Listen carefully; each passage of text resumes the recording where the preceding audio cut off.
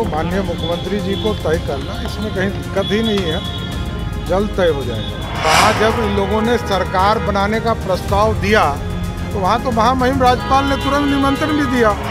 RJD का इतिहास जो जानते होंगे उनको पता होना चाहिए, वो तो मात्र 12 ही मिनिस्टर में 1995 में 1.5 साल तक सरकार चलाते हैं। जी नमस्कार, मैं हूं विपुल कुमार और आप देख रहे हैं सूर्य बिहार डिजिटल न्यूज। बिहार सरकार में सब कुछ ठीक ठाक नहीं चल रहा है, लेकिन सम्राट चौधरी साफ पत्रकारों से बोले कि सरकार में कोई मतभेद नहीं है और बहुत जल्द मंत्रिमंडल का विस्तार कर लिया जाएगा। मुख्यमंत्री जी को तय करना है कि कौन विभाग कौन से मंत्री संभालेंगे और ये बहुत जल्द होगा। सम्राट चौधरी के बात करने का जो लहजा था उसके अनुसार ये साफ वो बता रहे थे कि मुख्यमंत्री जी के प्रति उनकी पूरी आस्था है और वो सब कुछ मुख्यमंत्री जी पर छोड़ रहे हैं, लेकिन ये सच नहीं है, ये है अर्ध सत्य। कुछ विभागों को लेकर बीजेपी और जदयू के बीच में खिंच है। नीतीश भी बहुत परेशान हैं और सम्राट भी उनसे कहीं ज़्यादा परेशान है और बीजेपी का शीर्ष नेतृत्व भी परेशान है। बीजेपी इस बार पिछलग्गू बनकर नीतीश का नहीं रहना चाहता है, इसीलिए बीजेपी के शीर्ष नेतृत्व ने नीतीश कुमार के सामने मुखर होकर विरोध करने वाले दो बड़े नेताओं को डिप्टी सीएम बना दिया है।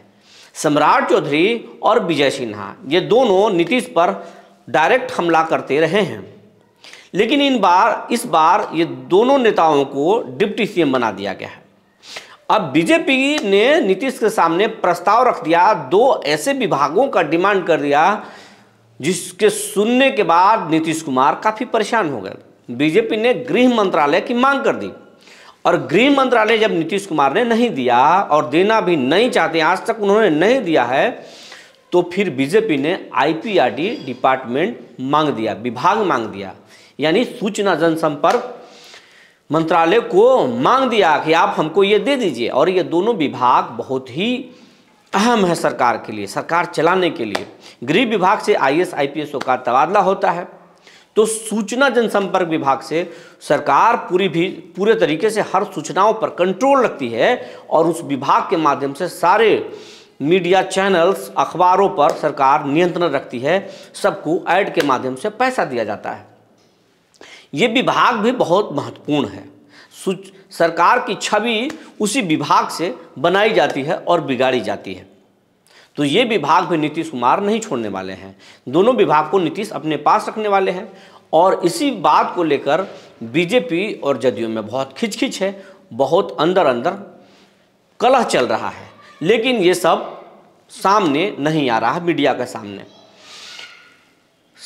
नीतीश कुमार सबसे पहले 12 तारीख को बहुमत साबित करना चाहते हैं और उसके बाद मंत्रिमंडल का विस्तार कर लेंगे।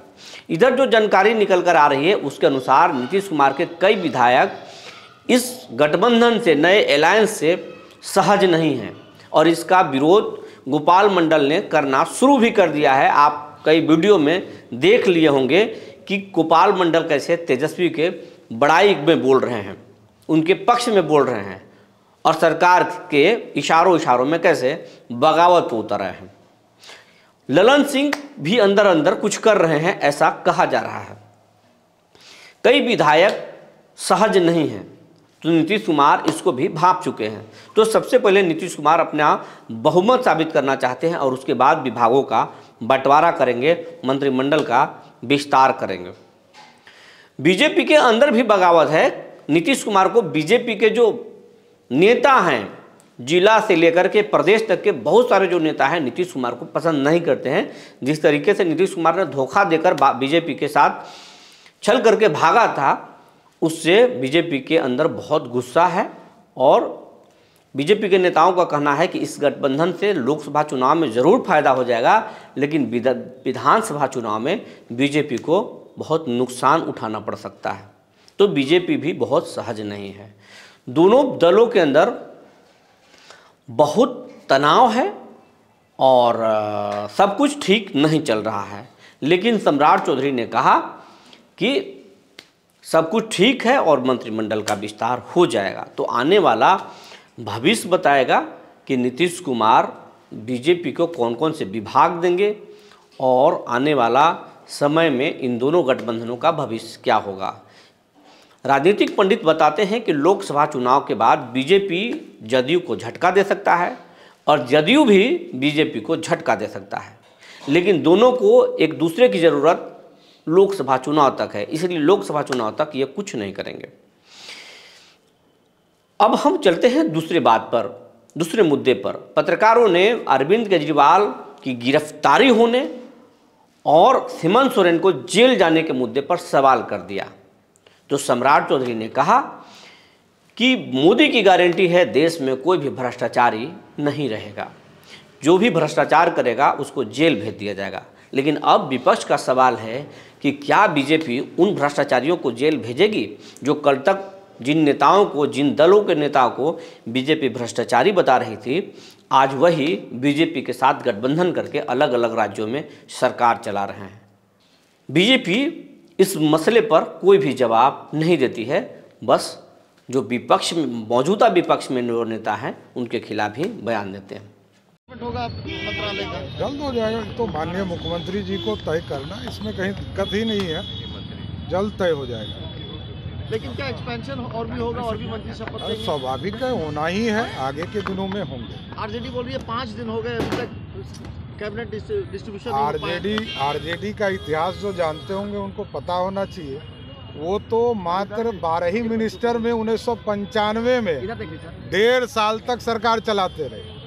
ये कौन, ये तो 9 मिनिस्टर हैं, 2 डिप्टी सीएम हैं, और आगे भी जल्द ही हम लोग करने वाले हैं। अब नीति 5वीं बार है वो अरविंद केजरीवाल को समन भेजी है। देखिए, भ्रष्टाचारी नहीं बच सकते, ये गारंटी है।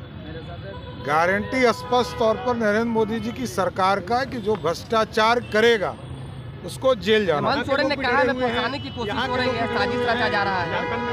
अच्छा, एक चीज बताइए, वहाँ जब इन लोगों ने सरकार बनाने का प्रस्ताव दिया तो वहाँ तो महामहिम राज्यपाल ने तुरंत निमंत्रण भी दिया। देखिए, जो भ्रष्टाचार करेंगे उसको तो कार्रवाई करना, सामना करना। पूजा शुरू हो गई, एकदम अच्छी बात है, भगवान की पूजा। एक सवाल है सर।